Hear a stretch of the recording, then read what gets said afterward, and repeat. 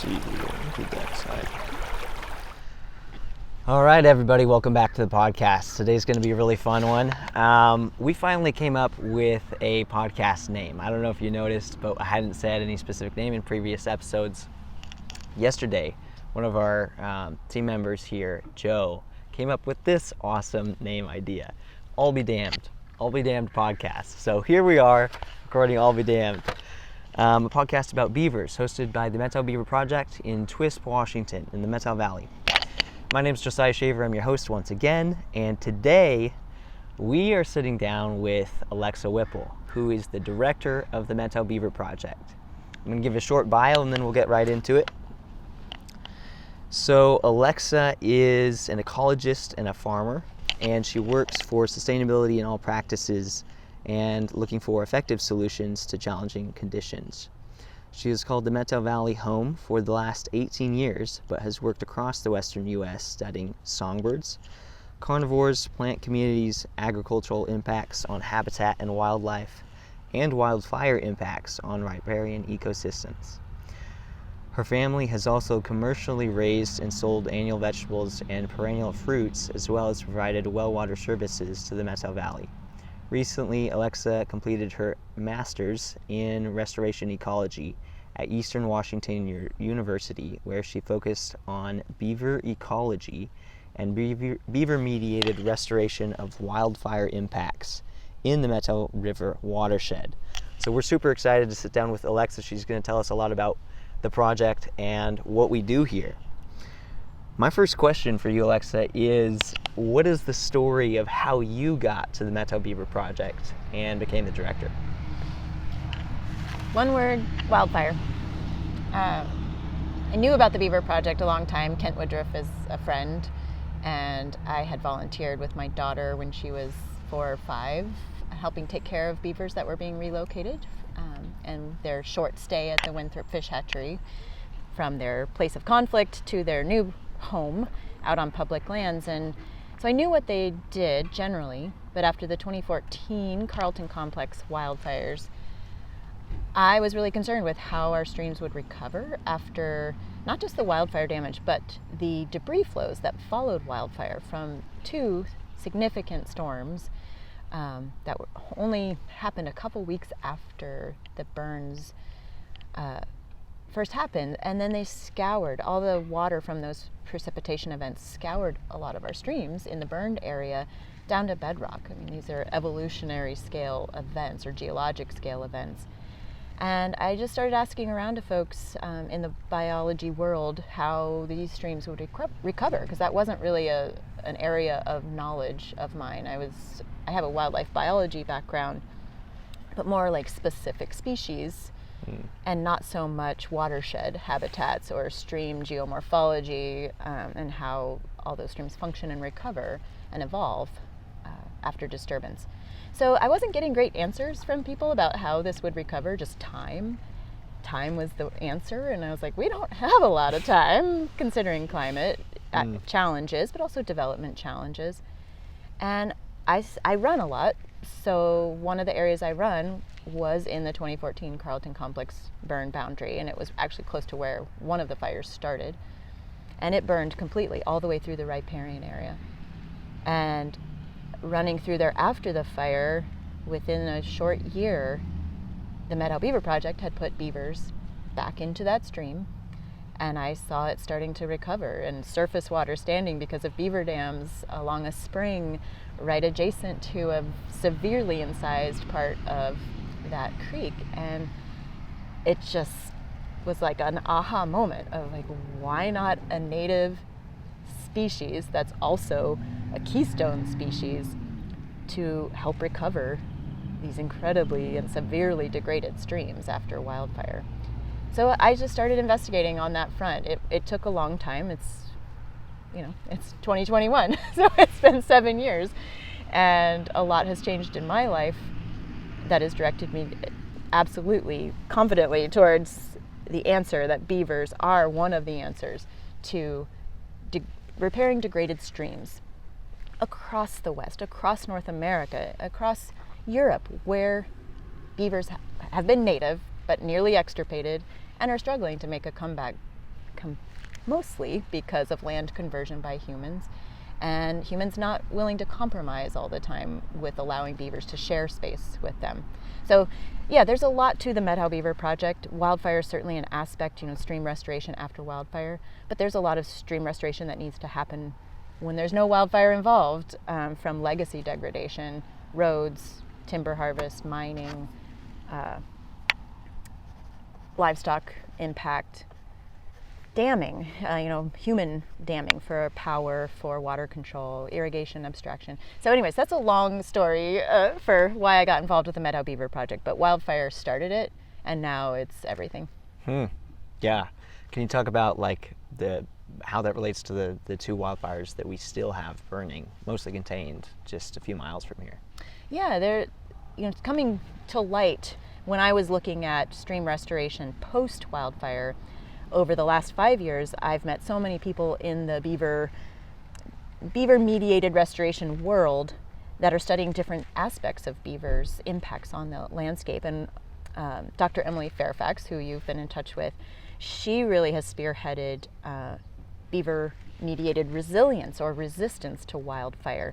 So one of the things that relates to with our current wildfires burning is that we've actually relocated beavers to so many different sub-basins or tributaries of the Methow over the last 12, 13 years that we do have at least formerly established beaver complexes in the burned areas for this year. And pretty much anywhere it might burn in the valley, we have beaver complexes there. They may not be currently active, but that's one of the cool things about having beavers up higher in the watershed where stream flow isn't as powerful. Even when beavers leave or they are predated upon by wolves or bears or cougars, which we're so happy to have all of those in our ecosystem, that their dams persist. Sometimes 5 or plus get to 10 years if it's a low flow, high headwater stream environment. So that's pretty exciting. You don't just have to have a beaver complex established. And beaver complexes are cyclical anyways. Beavers tend to eat themselves out of house and home and then move back into an area 10, 15 years after it's recovered, if given the opportunity to be flexible with moving up and down a stream system. So beavers are really flexible. They don't always do exactly what we want, but they adapt very well if we give them room to do that. So yeah, so we are going to go back in after these fires are done burning, safe enough to re-enter those systems, or at least the land managers deem it safe enough, and we will go in and investigate how well some of these beaver complexes responded to fire, whether they're supporting wildlife as a refugia during and after fire, whether they're able to help support a reestablishment of wildlife populations on the burned landscape afterwards. So it's going to be really educational, and we'll work with Dr. Emily Fairfax on looking at some of that aerial imagery before and after fire for these areas, because she's very prepared to do that and works with a lot of students like yourself, Josiah, who are committed to making a difference with climate change and climate impacts, and how do we adapt to them. So it's really exciting. It is exciting. Let's talk about that because, well, can you talk about the role that the Methow Beaver Project has played in pioneering some of these things and working with beavers for other communities, other states in the U.S.?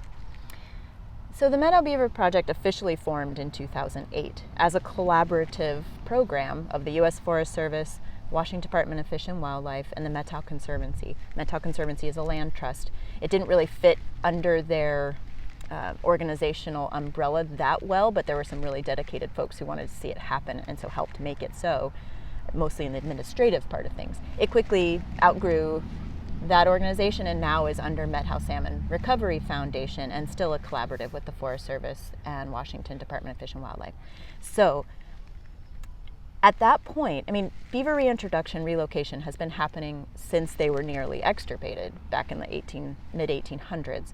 There were some really forward-thinking and thoughtful naturalists, biologists who recognized beavers' impact on the landscape and watersheds, and their absence, recognized the degradation that was happening in streams with beavers' absence after widespread fur trapping and removal for mostly economic reasons, some political reasons. Read Ben Goldfarb's book, Eager, and a few other really good ones.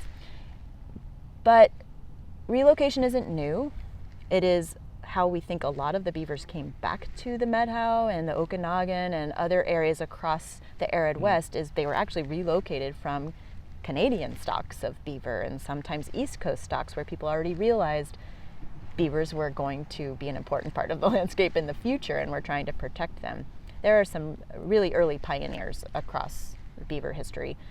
But this was yet another iteration and bringing it kind of to the next level in the early 2000s of how do we, again, address the lack of beavers on the landscape and the value of partnering with them for water storage in particular in the face of climate change, a warming climate in particular where communities dependent on snowpack for their water and water is in short supply in the arid and semi-arid West. How do we replace that water on the landscape? We can't put more snow on the landscape, and that's generally what we count on in the Methow. So beavers are just a natural answer to that.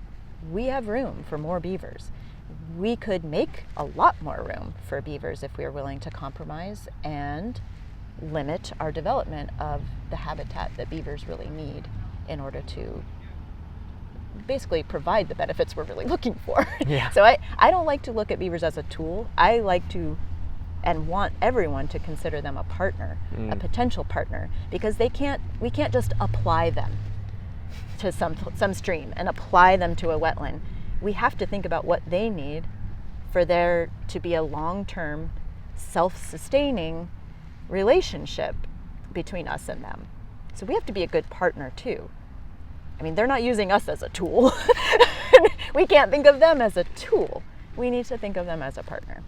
So that's, I think one of the things the Methow Beaver Project has really helped push is that we need to work with natural processes in order to sustain our own species, let alone all of the species we depend on, not just for food and for building materials, and I mean salmon specifically for food and forests for building materials.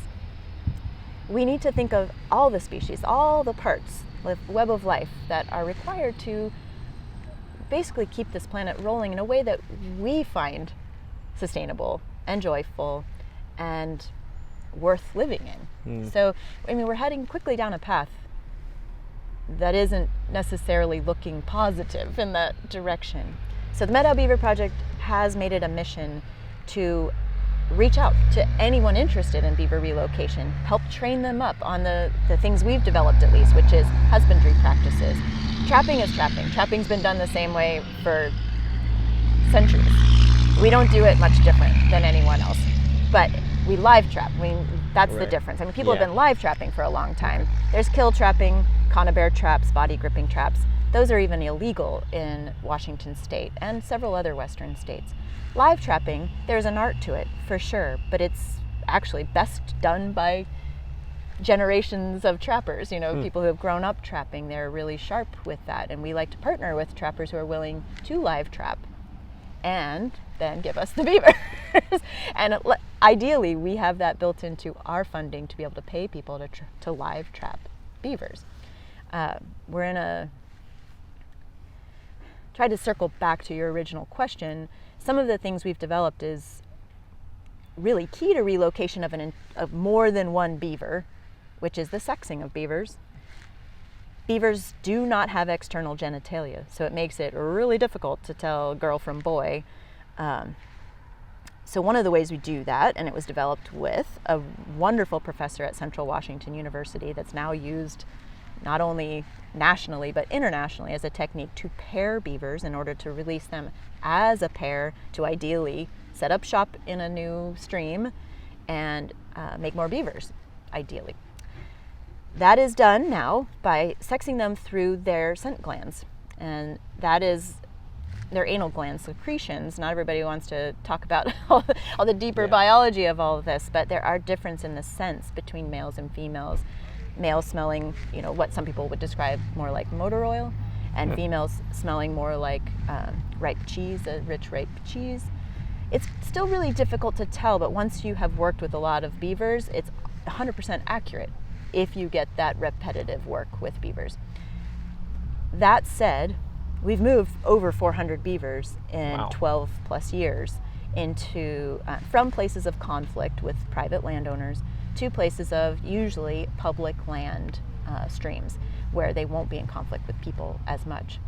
But we're getting away from that. We're actually not having as many calls from landowners. For one, we feel like our beaver populations can't really support consistent trapping and relocation from private lands, which are primarily on our main stem rivers. That's leading us to believe that we are kind of creating a sink population on the upper landscape, public lands, where we've restored beavers over the last 12 years, meaning they're not faring as well being relocated from the main stem rivers because habitat is poor. That's one of our hypotheses. We also have a very predator-rich landscape, and we're moving them far from other beavers. So even if we move them as a pair or a family, they don't necessarily stay where we put them for reasons we still don't fully understand. But if one of the mate dies, the other typically goes looking for a new mate, and that's often a long journey back to where they might find more beavers. So we're starting to readjust. Even though the Methow Beaver Project was a pioneer in trapping and relocating and our housing, that we house beavers that we have trapped for relocation at the Winthrop National Fish Hatchery in old fish runs that are no longer useful for raising fish, rearing fish. And it's been an incredible partnership to have that water supply, the large and deep runs to hold beavers safely that they can't escape from, to provide shade and a place to work them up, and to have public outreach and opportunity for the public to see beavers, where most of us don't see beavers very often on our landscape, even though they used to be ubiquitous. So it's been an awesome partnership there. We try to help other groups connect with hatcheries in their area to use that simplest, easiest housing opportunity first. Not every hatchery's been open to it, but a lot have been. The tribes in Washington have been most open to it. So there's a lot of things we've been pioneers about, but most of it is subject to change, I mean, we're evolving as an organization too, where we're realizing relocation, which is what we're known for, may not be the only answer. It's going to be part of the answer and always a tool in our basket. But now we're really focusing on coexistence. How do we help landowners, private landowners, and public landowners, land managers, live with the beavers they have under the limited complexity of systems that we currently have on a human-dominated landscape? The other one is restoring streams to help beavers establish and closer into a denser population of beavers rather than way up in the headwater streams of your main stem rivers. So we're starting to try to get that word out to all of our partner relocators, folks that we've helped train up. We're consistently learning from their experiences. Now we're trying to say, hey, wait a minute, maybe relocation isn't the best first approach or first response to landowner conflict. And there's a lot of people spearheading coexistence that we're learning a lot from. Mike Callahan, who you interviewed, Beaver Coalition in Oregon, Jacob Shockey, he's made huge strides, Skip Lyle. So we're all learning, and that's one of the coolest things about the beaver restoration community is nobody is trying to be the king or queen and top dog.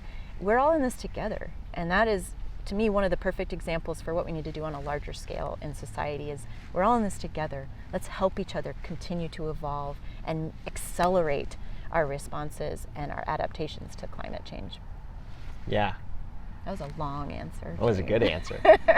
Okay, how about this? Are we in a beaver revolution or beaver movement? Well, is there a ton of momentum going on here? What do you see? It's a great question, but I have my rose-colored beaver glasses on, Being on the inside, I feel like it's a revolution. I want it to be a revolution. I'm just not positive it is a revolution yet, but there are hints. Ben Goldfarb's book, Eager, The Surprising and Secret Life of Beavers and Why They Matter, he won the Scientific Writing Award in 2018. I mean, that tells me, and it gives me chills just saying it, that people are paying attention to this issue. It's such a pragmatic approach to restoration, but also to adaptation to climate challenges as we learn them. We don't know all the challenges we're facing until they are presenting themselves. We have an idea, but not all of them. I think there are hints that we are, and if us working with landowners currently is any indication, I would say even a lot more landowners are already aware and learning and willing to learn more about the benefits of beavers rather than just wanting them off their land and disrupting their personal priorities. We're finding a lot more people aware that water is an issue, especially in arid and semi-arid environments. And when we talk to them about, well, beavers will actually store more water here, is there any tolerance for their presence and for their water storage on your landscape? We can probably remedy or at least mitigate the biggest challenges, that you don't want your infrastructure flooded, you don't want your road damaged from their inundation of land. And most everyone has said, yes, we are willing to try and experiment. It's still experimental. We've only been doing this, most people have only been trying to coexist with beavers on more than wrapping your trees with fence to keep them from cutting them down. And so therefore it means like flow devices, trying to limit surface water area, but maintain a maximum surface water area. So we're like 20 years into experimenting with these devices.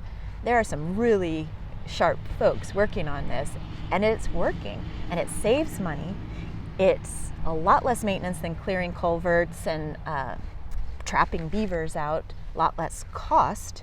And in the long term, you're getting incredible biological and ecological benefits while reducing the conflict with humans. So coexistence is our direction, and that's Methow Beaver Project's direction. I'm hoping society's direction. And another indicator of the revolution is that there is a Beaver Corps training group that spawned out of Mike Callahan's Beaver Solutions for-profit company that's called Beaver Institute.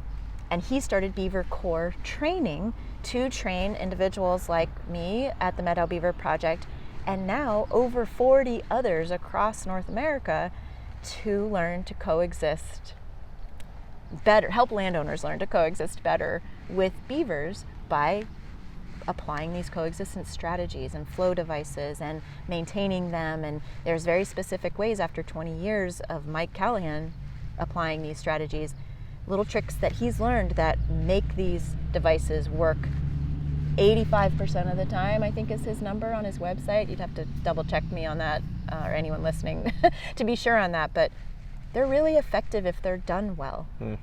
If they're done poorly, it gives a terrible name to coexistence strategies. So we discourage people from just trying this without some training. But I think it's the direction we're moving. Lots more people are interested. Mike Callahan's applied like 2,500 of these devices across the Northeast. Massachusetts in particular is where he's based. Connecticut. There's just more and more beaver groups. So I hope you're right. Like I hope there is a beaver revolution. I just have to remain cautiously optimistic. Nice. I like it.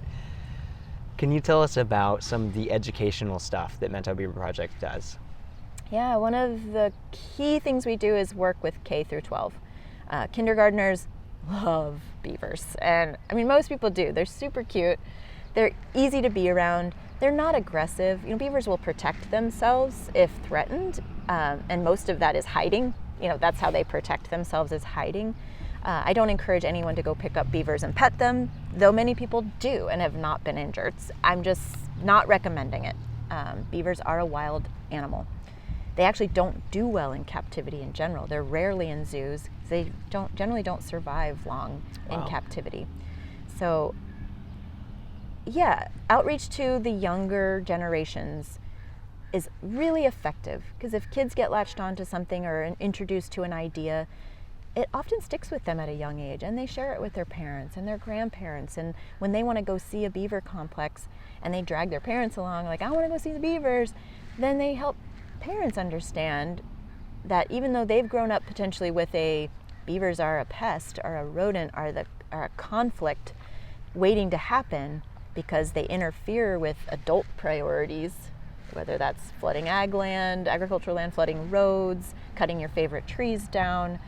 That can be really frustrating and give a bad name to beavers in general. But if kids come along and say, well, do you know that they could store more water at our property? Like, everybody's talking about climate change and how scary that is. So we try to focus on the younger generations. And then our outreach has expanded to landowners. We offer free consultation on beaver challenges and often cost share at a very low cost to our landowners actual strategies to coexist with beavers, and we'll relocate as long as our funding is available for free.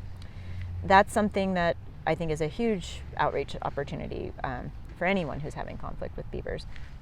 We do a lot of presentations at conferences to share our new understandings as we develop them and as we evolve. That's a priority for our work. We host interns and students. We work with universities a ton for graduate research. We need to continually do research on beaver restoration, how to do it better and more effectively and accelerate the biological benefits. So we are constantly engaging with our local universities, University of Washington, Eastern Washington University, and Washington State University in particular are three of our major partners. We're currently hosting 2 graduate students from WSU who are working on eDNA studies around detecting beaver in water samples, basically, is what they're doing to try to help us understand if we can work on understanding our beaver populations as well as disease transfer and invasive species transfer when we're relocating to better understand what we're doing and to plan better in the future. We have other students working on the impacts of putting structure back into streams to help beavers establish better after wildfire. Those students are measuring water quality, water residency times in streams, sediment aggregation, vegetation responses to structures. So we're always looking for those partnerships that will help better our understanding and all practitioner and manager understanding of how beavers can benefit ecological restoration. So those are the main areas. We definitely do public events. Those haven't been very big in the last year and a half, but a beaver celebration every fall typically. We also did a really great event called Chew on This, where we had local singer-songwriters come in who had most of them already written songs about beavers or wetlands or building structures in streams and how you do it through song. And we had incredibly educated folks give talks on doing that type of restoration and how everyone can be involved in it. We get the public involved, citizens, scientists involved with our work as much as we can. And that's been a hard part of the last year and a half with COVID to scale that way back. So we're open to all sorts of different opportunities like you've presented with social media, like upping our social media game. But starting this podcast, that was an idea I had like a year and a half ago when I first joined the Beaver Project. But with all the other responsibilities, I just couldn't find a way to fit it in, nor did I have a lot of the background. I mean, you'll notice I'm a bit of an older student to life. And some of these newfangled tech things are just a little daunting to me sometimes. So it's great to have someone come in who's real comfortable with it and willing to make it happen in short order. So it's been great, Josiah, to have you spearheading this. Well, thank you. I love it. Really quick technical thing. Could you actually move your mic to the other side? I'm not sure if the hair is going to affect it. I guess if you throw your hair back, that works too. I got it. I just don't know if it's going to rub, make a sound. Guess you guys will find out listening. You didn't catch any of that. Sorry. No, I'm sure it's fine. We talked about education. We talked about events, outreach. And you've mentioned the solutions to some of the common problems that beavers cause. And we call them problems. It's our infrastructure or whatever. Can you kind of go through the list of common problems and the solutions that we often find and help private landowners install or whoever it is, such as, I guess, can we start with trees? Yeah, that is the most common complaint. Mostly because beavers in the main stem rivers, like the Methow River, it's a big river, and the Okanagan River, they can't build dams there. So they are if they're living in the main stem Methow, I'm just going to use the Methow as an example. They are living in bank dens. They dig into the side of the channel or side channel of a main stem river, and they live maybe in multiple bank dens, and they may even have family, but they don't necessarily build a pond, like a dam and a pond as we think of as classic beaver pond. But in the main stem rivers, they'll be moving up and down streams, and so therefore they are getting out of the river wherever they feel like it, really, to eat. And so therefore cutting trees down, and most of our river frontage is private land. Across the west, across the east coast, even more so, it's private land. So people tend to notice when beavers show up pretty quickly, even with no water being stored on the landscape. They notice their trees cut down. That is the simplest solution to living with beaver, is wrapping trees. And there's technique to it, for sure, and depending on if you live in snow country, how tall your fencing needs to be. There may need to be some trimming of limbs to make fencing really useful. You have to think about the maintenance of fencing in order for trees not to girdle themselves. You know, if you wrap it too tightly, trees do grow and they expand their diameter. And if your fencing is tightly wrapped to start with, a tree will become girdled from that fencing. But you can easily accommodate that by leaving a little space and maintaining it every few years, and leaving enough fence to just widen the fence rather than put a whole new fence around. So there's techniques. You know, anyone can do it, but a thoughtful approach will make it more successful. The next stage, and we offer fencing. We try to cost share or do it for free if we have the materials already with our landowners who just have a visiting beaver coming by seasonally to cut down a few trees. Happy to help protect those trees, because those are good too for shade, for the river system. You know, shade is not the best cooling opportunity for rivers. That's just a sideline. Like, fish do benefit from shade, but they benefit even more from structure in streams. When beavers are cutting trees down and adding more wood to streams as in water structure, that's even more beneficial than shade above water.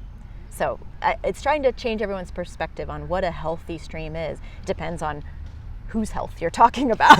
You know, if it's the ecosystem's health and aquatic organisms' health, all of those things evolved with a lot of structure in streams. Rarely was there a stream that didn't have a ton of downed wood, a ton of beaver dams, you know, at least in North America and Europe, and a ton of vegetation growing off of those structures within the surface water area. We're used to really clean streams now, where there's not much wood and there's not much bank vegetation, and even the channels really incised or channelized, as some people call it, from our historic uses, that it just seems really clean and not complex. And that's not good for our aquatic organisms that evolved in a very different system, which was the norm not that long ago. I mean, literally 250 years ago, 300 years ago, at least in the Pacific Northwest, this place was fully beavered, or at least mostly beavered. There were, you know, Vikings coming in and getting furs from natives long ago, like back to the 1400s, 1300s probably, maybe even 1100s. But it was not a beaverless landscape until the mid-1800s, and that changed things dramatically. So tree wrapping is really easy, and that's generally the complaints we get, because we don't have a lot of beavers making complexes with dams in our main stem river. It's been changed so much that side channels and opportunity to do that is very few and far between in most western rivers. But when you get off of the main stem up into smaller tributaries and there is private land, you will find beavers trying their best in some places to dam up those streams, especially in the late summer, fall, when water starts to really reduce flow. Beavers try to shore it up, getting ready for winter. They build dams in order to have deep water to escape predators. Yes, they do spread water across the landscape and therefore create more food opportunities for themselves most plants benefit from water. Some plants don't like to be drowned in water, you know, and they'll die, and you'll see a lot of dead trees in a new beaver complex because those trees can't handle being inundated. But then there's plenty of plants that beavers need and love for their food that love standing in water, like willows, like aspens. Wow. So those trees actually are benefited by the damming that beavers do, and then beavers are like farmers. They will come through and harvest or coppice some of these trees, coppice meaning cut off a little above the base, which actually stimulates them to grow again. And so they'll cycle through and be like, all right, I'm going to cut these willow this year. Now I'm going to move on and let them grow back and cut these next willow over here. So any landowner that's dealing with beavers who've found a nice home on their, quote, boundary land ownership, beavers don't recognize those boundaries, so they don't know any better. If people are struggling with the amount of surface water that has increased after beavers dam up an area, and they call us, or they get word that we might be able to help them, which we try to get out there with newspaper articles and as much outreach as we can get the word out that we are here and we're available to help. We will offer to do, one, strategize. What's the best strategy here? Is this a place where beavers really are benefiting the ecosystem? If they are, then we suggest coexistence strategies. Primarily, that means either a flow device that allows you to modify their dam in a way that you reduce surface water elevation, so the height of water and therefore the area that water spreads out, by basically allowing more water to flow through their dam than they necessarily would like, but in such a sneaky way that they can't figure out how the water is leaving and defeat your coexistence device or flow device. It's very simple, but how it's done is really important to make sure they don't just defeat your device, meaning mudding it up, packing it with sticks, and just flooding everything as it was before.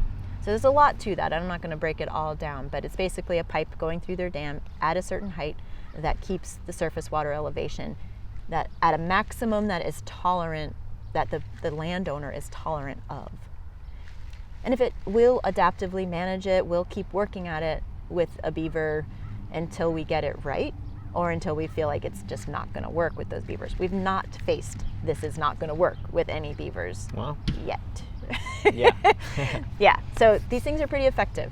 We're pretty excited. There's also fish passage challenges in our simplified aquatic systems, especially on main stem river side channels.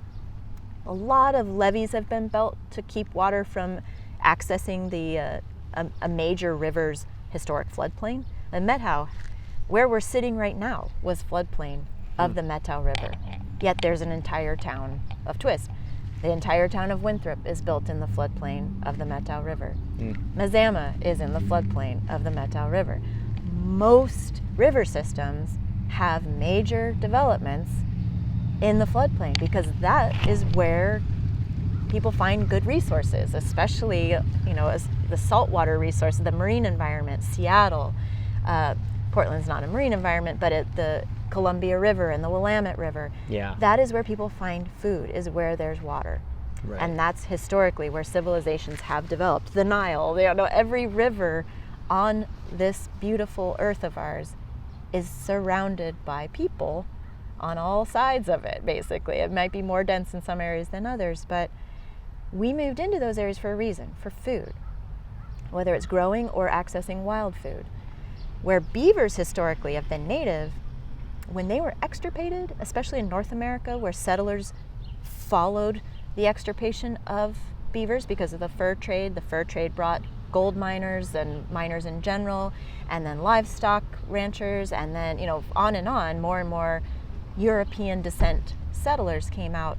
And wherever they found water, they made their cities, their homes, their communities, and beavers weren't there because they'd been trapped out.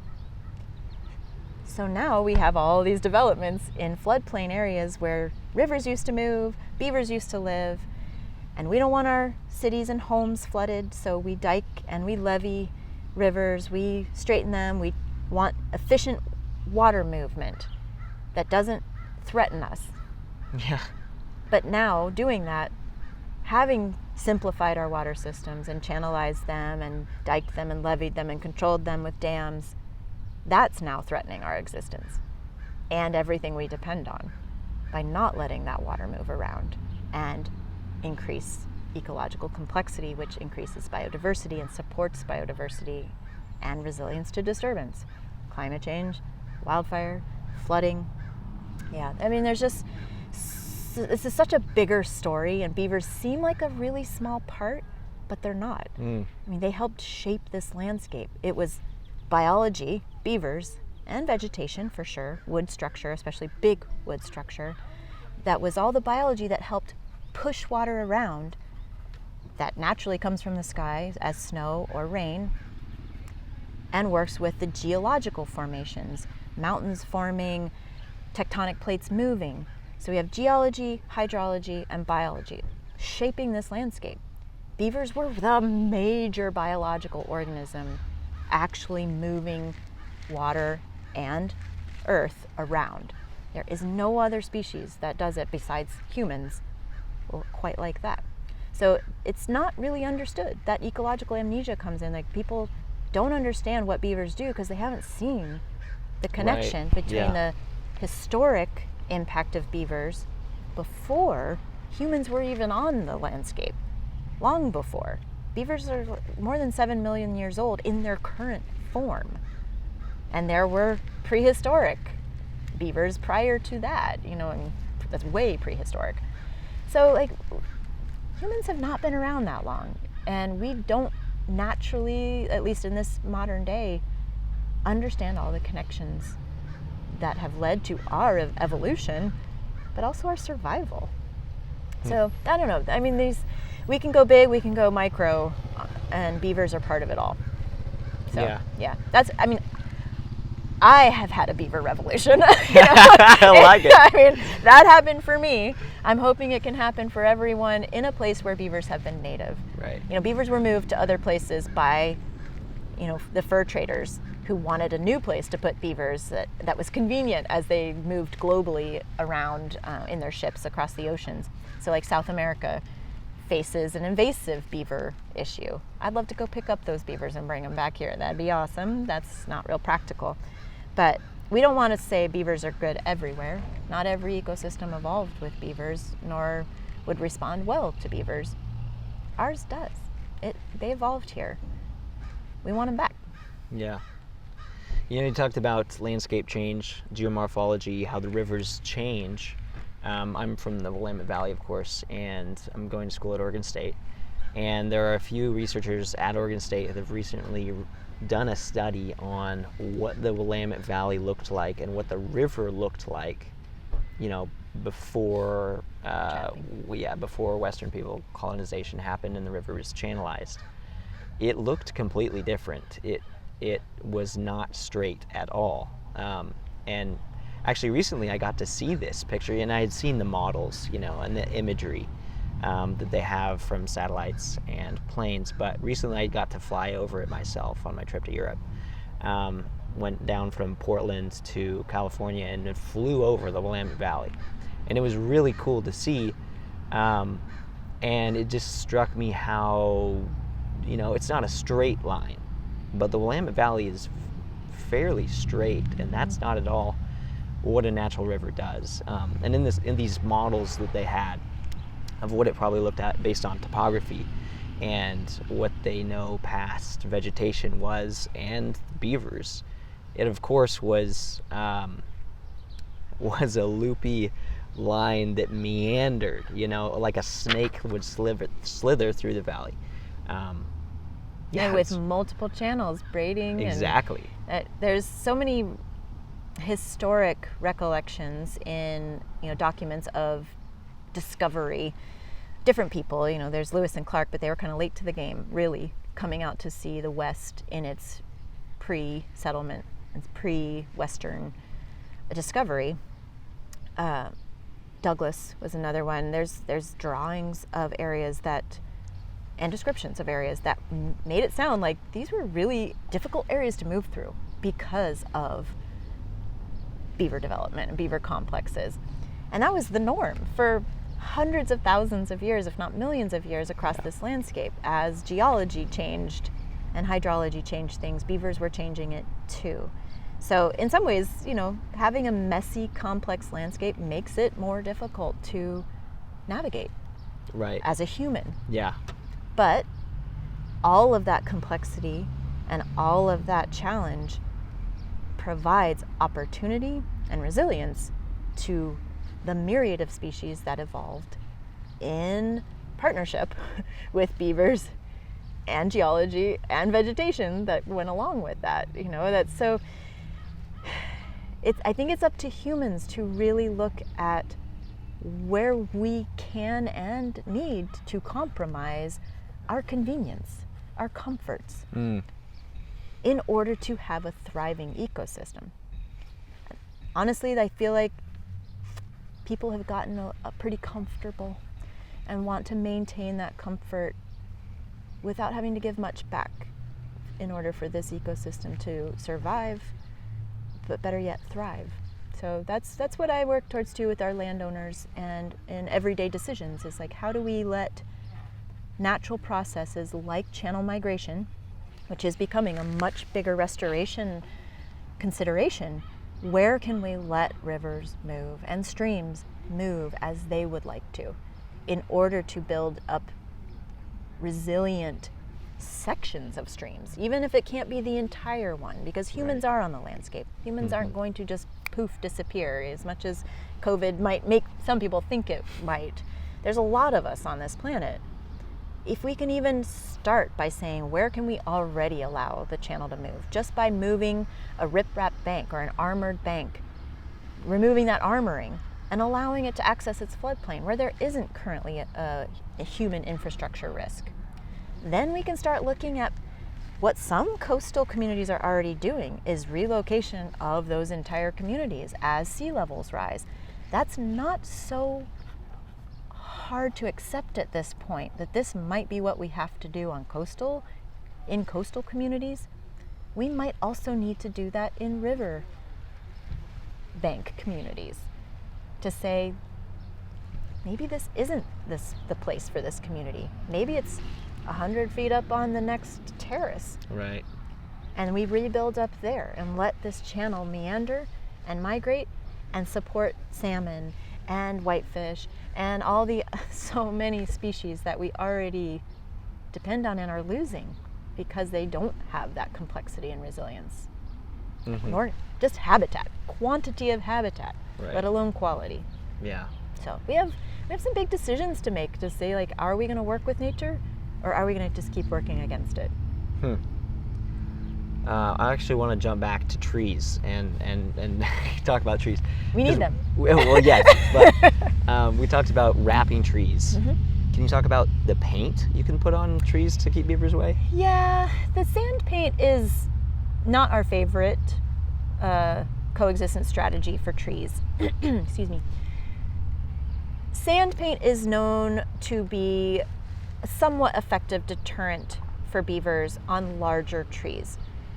It tends to not deter beavers on smaller diameter sapling-sized trees, because literally that can be like a 2 or 4 bite process for beavers, that by the time they start to feel like, oh, I don't like this grating sandpaper, like you put sand in paint, so sand paint, and like by the time they figure that out, they're done cutting the tree down. So we actually did a test in the Winthrop hatchery where we house beavers between trapping and relocating them, and it didn't seem like what level of sand paint. I mean, too much sand in a paint and it peels off the tree as you paint it on. Too little has no effect. Just the right amount to keep it on there and have some impact. On 2 to 3 inch diameter trees, it didn't seem to matter at all to the beavers. On a little bit larger diameter tree, they'd take a few bites and give up on it. In our tests, we have applied this in a few places, only where we have the landowner's permission to say, I'm okay losing those trees, I'd rather not, but if you want to experiment, yeah, let's go ahead, like a big aspen stand. And we have found mixed results. So it's not my favorite. I don't recommend it highly unless it's in a situation like a golf course this spring, that we wrapped some primary trees that the golf course owner did not want to see come down. It could damage greens, cause $30,000-$40,000 of damage to have a tree come down on the greens. But in other areas where there was a large grove that were being targeted by the local beavers, he was very open to trying sand paint, and so we did, and some of those trees have been cut down. So, and there is the toxicity potential of latex paint out in the environment. We do recommend latex and sand, but it's not the worst toxin. There's titanium dioxide in it. That's where the toxicity comes from, not the latex itself. And that's a really low level of toxicity. It's below EPA levels. It's just another one of those considerations you want to make when you apply a coexistence strategy for ecological benefit. You don't want to make another problem, ideally, as we are prone to do as humans. Like, we find a solution and, that solution's now the problem. But we want to try to be thoughtful about that. So I don't recommend it highly. Gotcha. Yes. Wrapping is much more effective for important trees. Okay, so we've talked about a few beaver solutions for trees. Try the wrapping before the paint. Another big one is culverts being plugged up. Culverts that are under roads, of course, and preventing the flooding that then happens when there's a culvert that's dammed up by a beaver. Can you talk about what can be done in those scenarios? Absolutely. If there's no tolerance for beaver building a dam and storing water there, it's a pretty straightforward approach. You can build what's called a pipe and fence device on your upstream part of the culvert, where you basically, to build a fence in a particular format, it also has to fit, every site is different, so it has to fit the context of the site. But you can protect that culvert with what's usually called a trapezoid or keystone fence, and have a pond leveling pipe, as well as a protective cage for that pipe upstream of the culvert fence, to prevent beavers from building or stuffing that culvert with sticks and mud. They may build on the outside of the fence, but that's okay. You have a pipe going through the fence that hopefully the inlet of that pipe won't be discovered if it's applied correctly, installed correctly. That will prevent the beavers from stopping up that area. That also prevents them from storing water in that area. So we only recommend that specific application when there's no tolerance for storing water. If people have a tolerance, like there's a wetland there that a road goes through, and it would be a great place to store water and have beavers, and beavers have moved in, and that's one of the biggest challenges, is like keeping beavers in a spot to store water.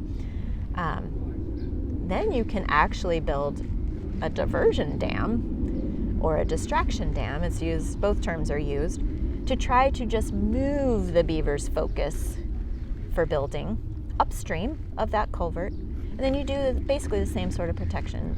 You would also put a fence in to keep them from damming that culvert, because a culvert in a road is an almost finished dam for a beaver. There's just a big hole in it. It's pretty easy to finish for a beaver. Overnight, as many people know, every time they clean it out, boom, next morning it's stuffed again and holding plenty of water. So we just try to move the dam upstream, give them a place to focus. We build it for them and try to make it look like a good idea. Which they're much better at it than we are, but they tend to make it a lot better once they find it. And then protect the culvert. That's my favorite approach, is that hopefully a landowner is willing to live with some flooding, or flooding's not the right word, it's just water storage. Flooding is only flooding when it's something people don't want. But in the arid West, most people would like to have more water around more reliably. So. Nice. I was wondering if you could talk about Methow Beaver Project and where our funding comes from. That's probably something maybe some people think about and wonder. Yeah, we are a completely grant or donation funded organization. We get no funding from anywhere else. So we only get a little bit of fundraising funds. We do a yearly fundraiser event with the entire Methow community through the Community Foundation of North Central Washington. They have a program called Give Methow. They do it in a lot of different communities across Washington state. So there's Give other towns, also. But Give Methow is a really important time for us to raise a small amount of discretionary funds. And discretionary meaning we can spend them generally how we want to. We often propose a program to support in order to receive interest in donating to us during that fundraising event. But it allows us to do a lot of the coexistence work. We don't have a lot of funding for that right now. That's a newer part of our program's strategy and mission. So, and other places besides those locally raised discretionary funds, we are looking at partnering with all types of different organizations and agencies. From our smallest to largest, I'll say we partner with another Methow Valley local group called the Methow Valley Fund.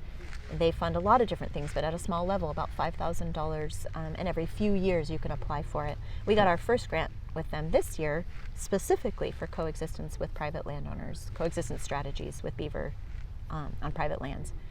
That's been really exciting.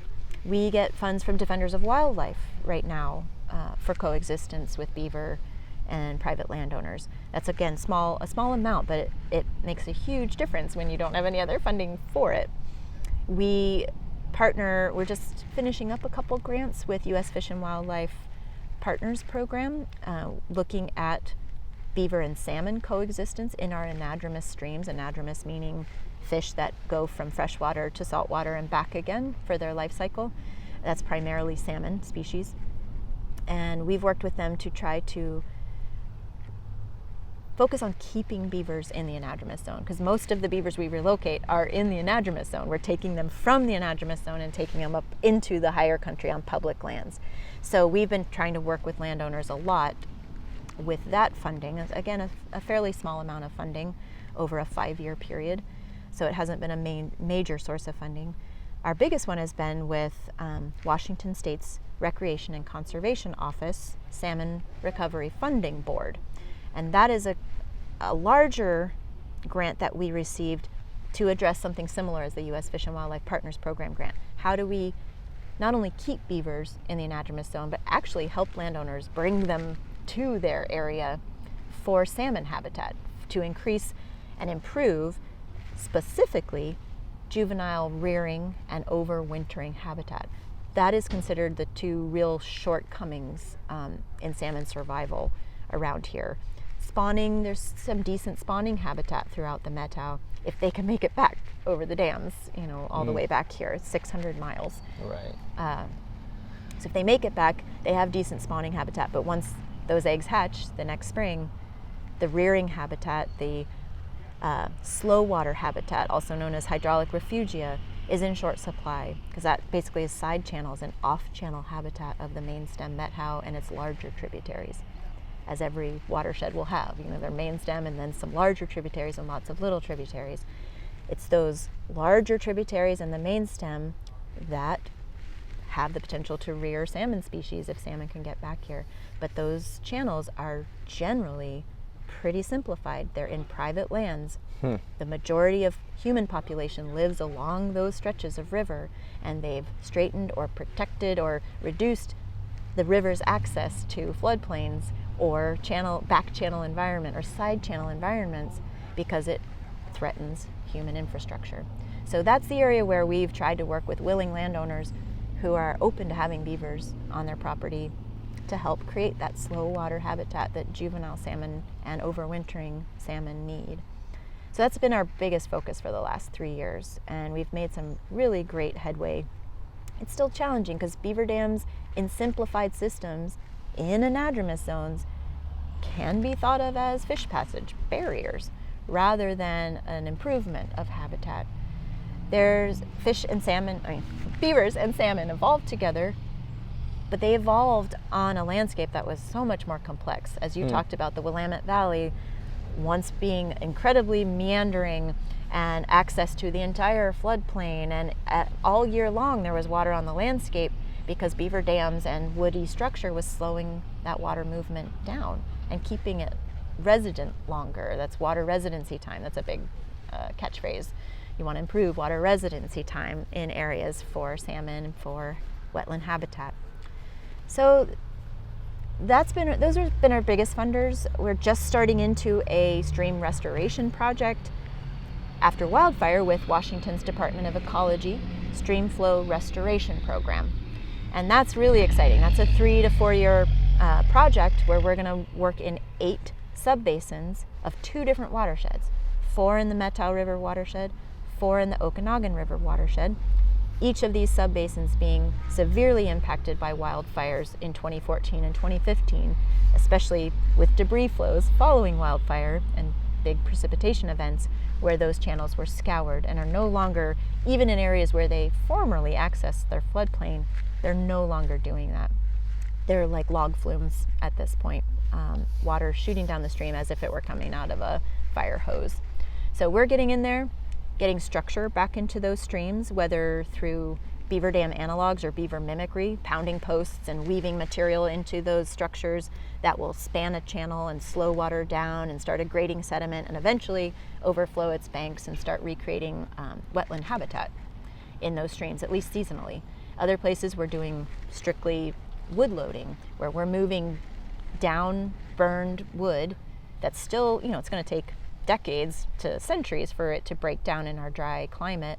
We're just moving that wood into streams in, sort of pickup stick style to interface with water more than they currently are. A lot of these channels are so incised, you have wood falling as it would have historically after a fire, but it's spanning the channel, like at the top of these severely incised channels. So you'll have 5 to 10 feet deep of a channel and all these logs just pick up stick style on top, and you're like, oh, that was so close to being effective naturally, but because of the incision eventually they'll break down, but a lot of them then just fall in their tips in there, and eventually that would catch more debris and rack up other wood coming downstream.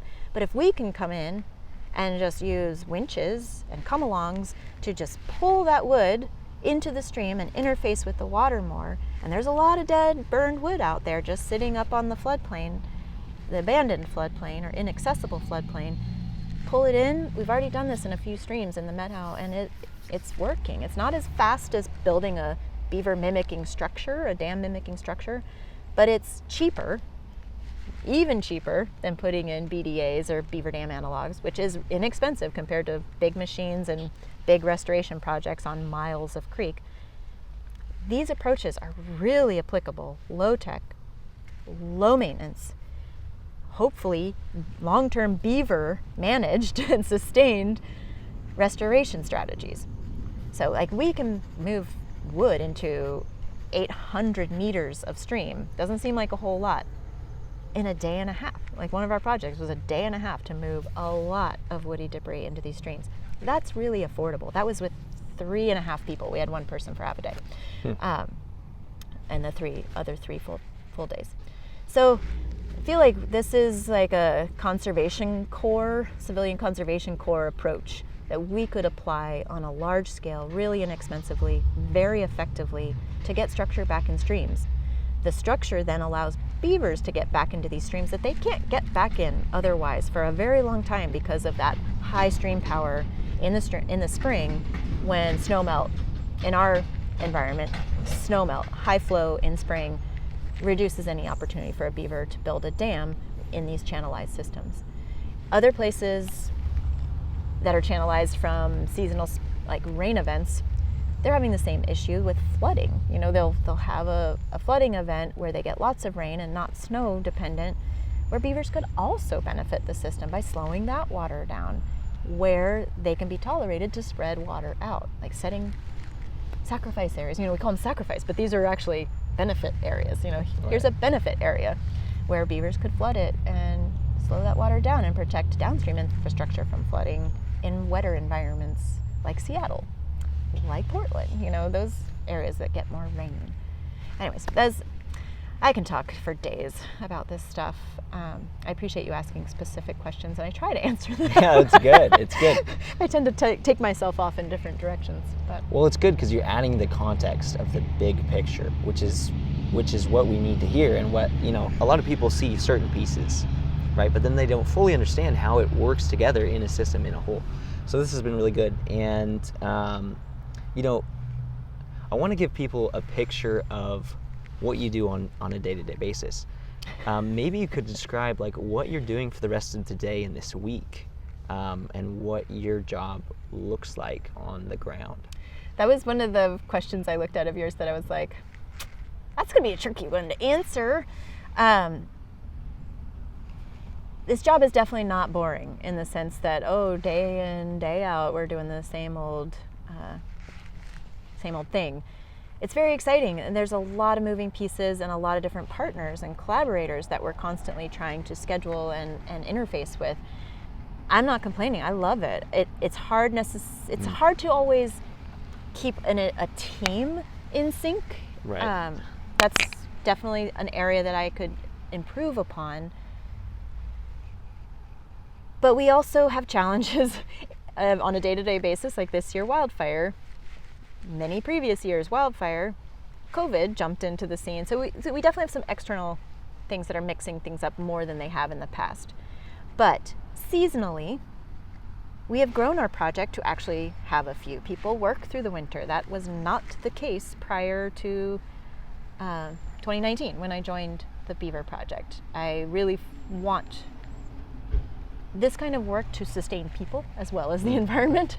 If we want a committed, effective group of restoration practitioners, we need to make it a viable living and livelihood for people to stay in. So that's part of my daily routine is grant seeking, trying to maintain funds to keep doing what we're doing and at a reasonable rate that people can live off of that and ideally work year-round with us. The Methow, people are scrappy in the Methow. Rarely can you have one job. People who haven't brought work with them from another place that can actually telecommute working here, people who've grown up here or have moved here for local work, you generally have to patch things together. But I'm really trying. I've done that for 20 years here. I'm trying to make this be a job that can support a person and their family year-round. That's my goal on the human side. Daily routine in the summer, which has generally been our active program. There's a lot of music happening. I hope you guys background. can't hear this. There's somebody just pulled up, rocking out in their truck behind us. It's fine. It's great. I love music too. I might just start shaking here. On a seasonal basis, we're generally working with landowners, trying currently to coexist with beavers, and if they can't, then we are trying to relocate beavers. We've had a couple of our team out trying to trap one very crafty beaver 3 times now, 3 different trapping efforts, and we still haven't caught what we think is one beaver, but we're not sure. But the landowner is willing to try to coexist with that beaver, but would rather not, so we offered to trap. So far we've been unsuccessful. So trapping can be a part of a day. Surveys, doing research surveys out, taking cross-section surveys to measure change in geomorphology in the different streams we're working in. Doing fish salvage, which Josiah got to participate in. Can also call that defishing an area, but depends on the application.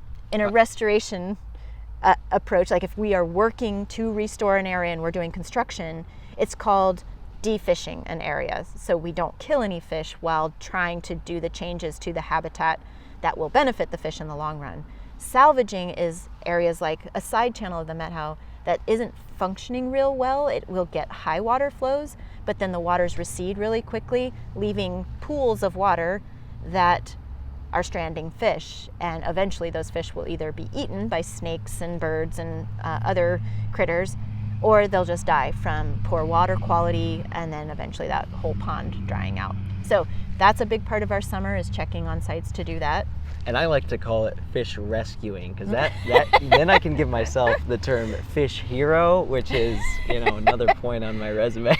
Which we're doing this afternoon at a site called Twist River Floodplain. It's a great site that has had significant restoration done to it, and it's been really successful, but there's still a few problem areas from former irrigation infrastructure that tends to trap fish there in low flows. So we're going to head out there, Josiah and I and one of our fish biologists with Methow Salmon Recovery Foundation, Brian, are going to head out there this afternoon to do some fish rescue and also look at some adaptive management of some of the structures we've built to support salmon rearing and overwintering habitat, but that may just need a little tweaking in order to support spawning fish this late summer and fall as well. So we might do some adaptive management there. That's a typical day. Also administrative stuff of following through on our grant requirements. There's a lot of red tape, as we like to call it, bureaucratic stuff that needs to be followed through on when you're getting state or federal funding.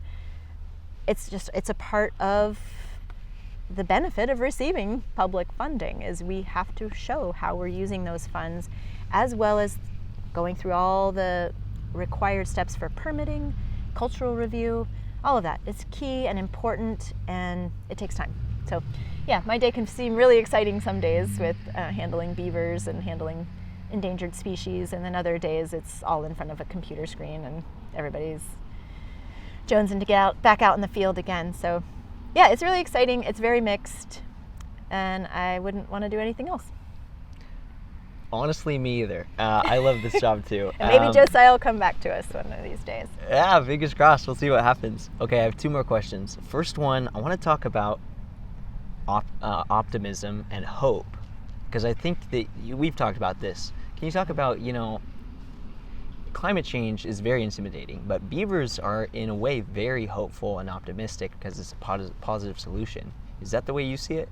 Absolutely. I'm not sure I can say it any better than that, but I have a child, 11-year-old, who prior to having her, I didn't worry that much. I mean, I love animals. I am very connected to our earth and all the current biological communities on it.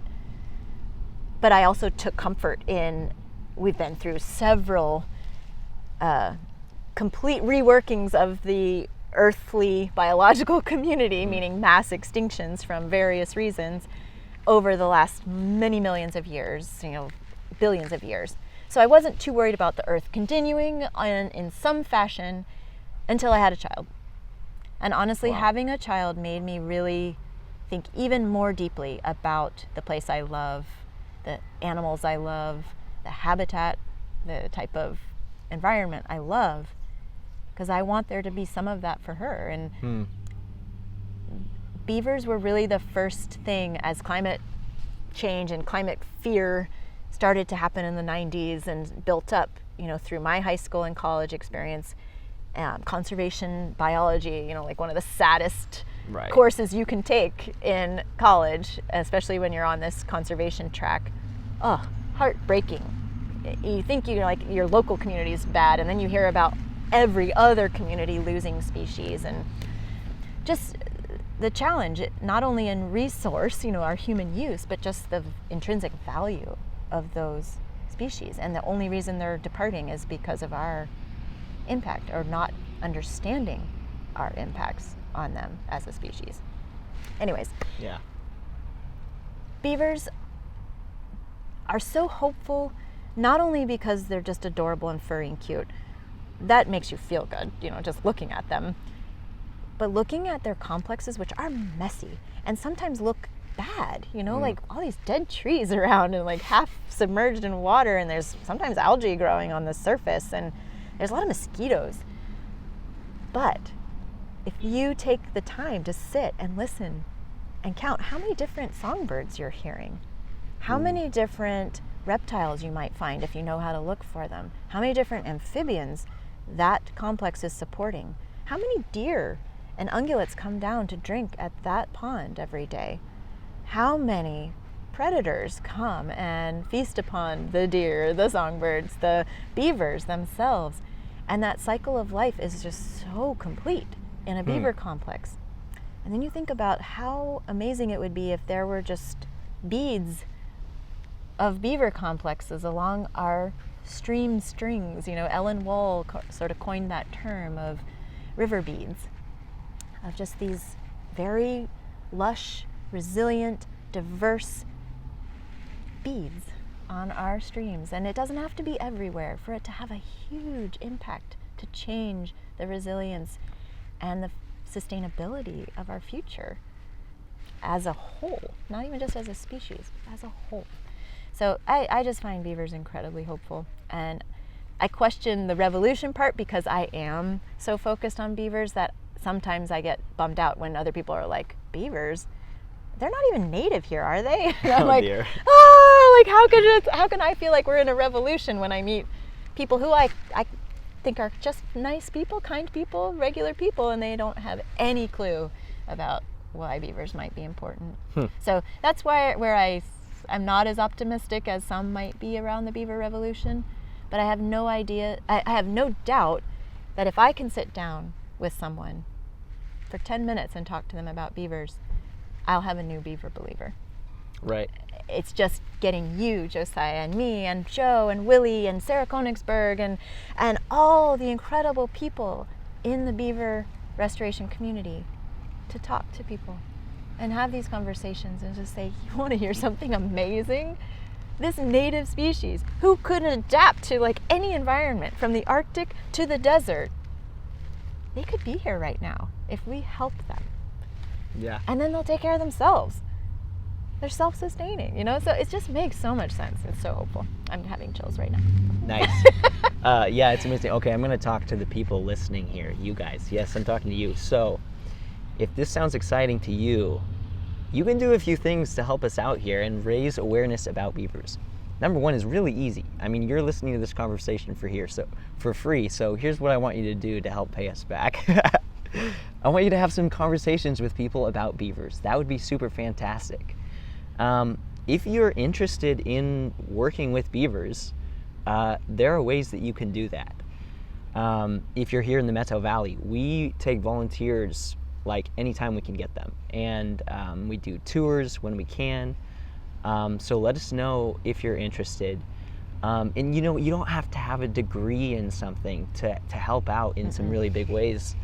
A lot of this stuff can be learned. We can teach you how to do it.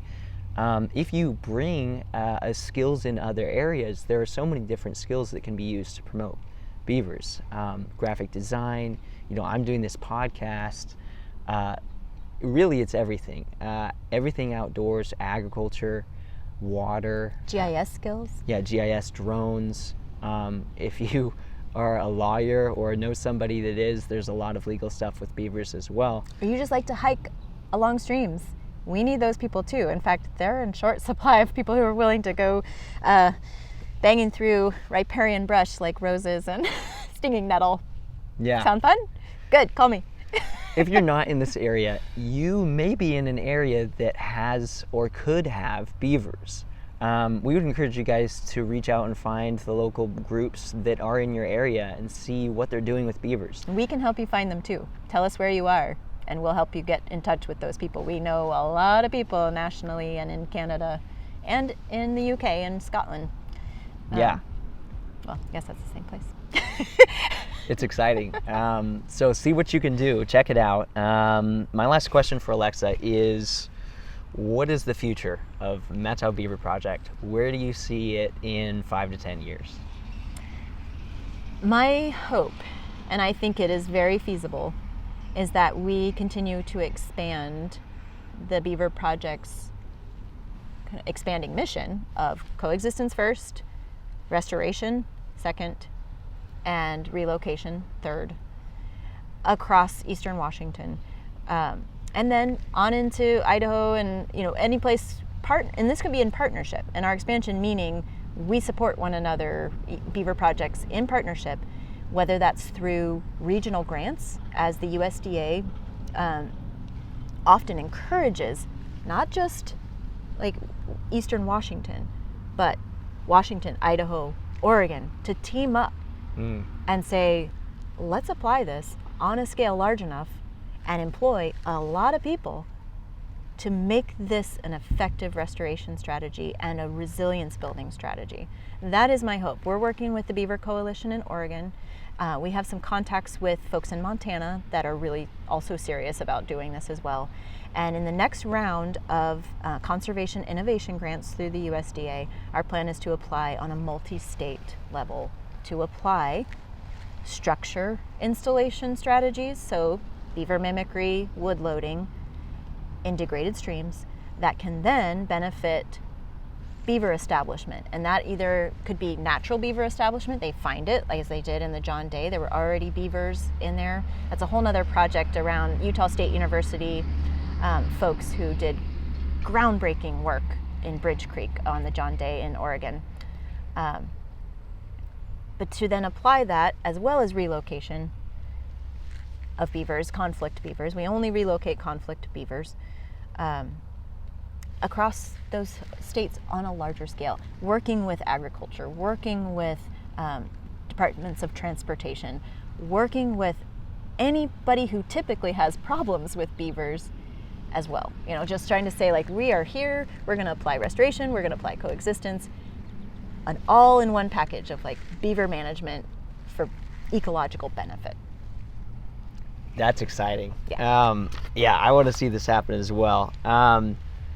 Alexa, we want to thank you for your commitment to beaver restoration with the Methow Beaver Project and the energy that you bring to this. It is exciting. Thanks, Josiah, and thanks for making this happen. I mean, this wouldn't be happening if you were not here with us, and thanks to Methow Valley fly fishers tremendously for supporting and sponsoring an intern with us this summer. And Josiah has exceeded all expectations for that. Well, thank you. As we wrap up here, we want to thank you guys for tuning in. Once again, this is the Methow Beaver Project podcast. I'll be damned. And I'll be damned. If you guys want to support this podcast, meaning it could be financially, it could be writing a review for us to promote this in that way so more people see it, please do that. Please share this podcast with your network, social media, people you know might be interested. My name is Josiah Shaver. I'm your host. If you have feedback for me on how I can do this better, people I might want to interview, things I could change, please, we want to know that as well. We have a hotline phone number that's also our number for beaver help. If you're in the Methow Valley and have a beaver issue, this is the number to call, 509-289-2770. You can find that on our website as well, which is methowbeaverproject.org. You can also send us an email at methowbeaverproject@methowsalmon.org. You can probably find that as well. Once again, leave us a review and tune in next time.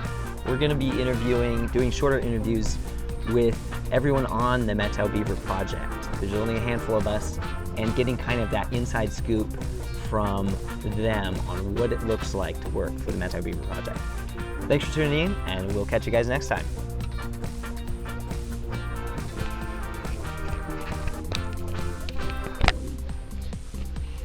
Yeah, that was awesome.